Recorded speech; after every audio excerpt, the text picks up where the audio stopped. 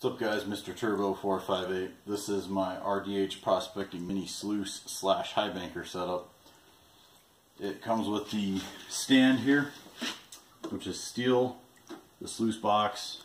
It comes with a header box. It also comes with a funnel if you want to run it in stream. The bilge pump, which is right here, 12-volt system. Comes with the alligator clips and everything you need. And then the hose that you need to run from the pump up to your header box. So far I've run it. I actually ran some Lowe's sand through it and actually found some gold. It obviously isn't worth it, but I needed the sand anyway, so decided I'd practice with that. We've got our tailing bucket here, so all the solids sink there, and it's got holes in the front where it drains out into the main area so that the pump can suck it up. And it's a really good unit. One thing I don't like is these legs, these thumb screws loosen up on me a lot. But it's a pretty solid unit. The aluminum part of it's all really nice.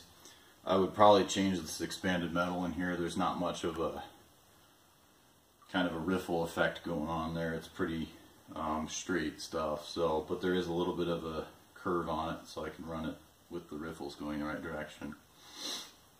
It's got this indoor-outdoor carpet in it, and then it's got the rubber ribbed matting. One thing I also don't like about it is when you put the header box in, it leaks water out from the bottom because the header box sits inside of the sluice, whereas it doesn't really seal here, so you get a lot of water draining out, which is what this little bucket here is for, to catch any drips. A little bit of RTV might help, or if I cut the mat even with this header box here and then had it aluminum to aluminum, that might help a little better. But let's run it. We've got a little lawnmower battery that's charged up, so we're going to run it on that. We're going to power it up. I'm going to make sure that there's no air bubbles. And we'll be running this. This is Gold Rush Pay Dirt. It's not very cost effective and there's not much gold in these, but it's worth a shot. And I got it for a really good deal with a gift card. So here we go. We're going to dump in the Gold Rush Pay Dirt. Just going to sprinkle it in.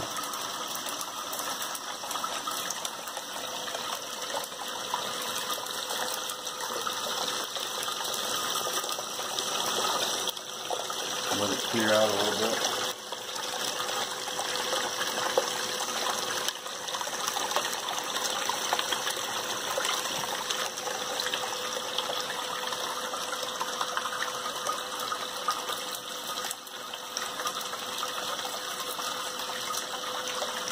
We're going to keep running this, and we'll do a video after I can recover all the gold out of this. And we've probably got maybe a half a pound left or so, maybe a little more.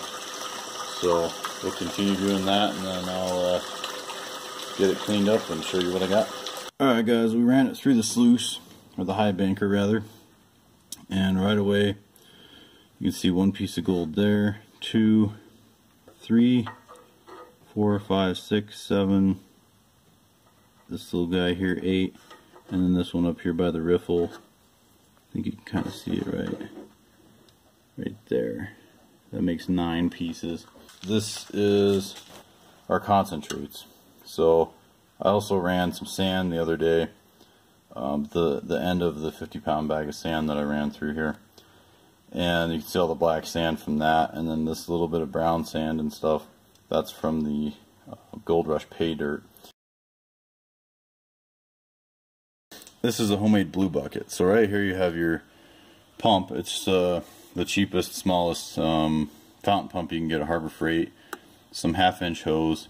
And then the bucket's got holes drilled in it. So if I wanted to put this in that bin and have this overflow, and then like put the bucket in another bucket, or put the pump in another bucket, or the pump in the main area, we could do so. But for what I'm doing, the concentrates are pretty small, so I'm not too worried about the pump sucking them up for now. Then what I have here is a bucket lid with a hole cut in it. That goes on top, snaps down. And then this is the blue bucket. This is just a funnel, and I cut this top piece off of the funnel here. You can get that at a hardware store. This is actually part of one of these buckets, cut 5 inches tall. Just used a box cutter. Cut this out with a box cutter, drilled a hole in the side, and then kind of reamed it out with the drill bit, and then used a box cutter again to cut more of a oval shaped hole for this. And then I cut the tube to match the contour of the bucket slightly.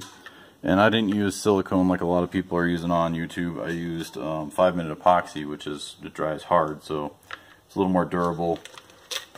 The system to hold this isn't very high tech, it's just masking tape. It was more of a temporary thing, but the more I have it on there, the more it seems like it works fine. This just sits on here, and then the water gets flowing, and we're going to snap this bucket lid on, and we're going to get some water running through it, and then we'll get back to you. So we're going to take this and we're just going to dump it in along the outer edge, like that. We're going to kind of distribute it.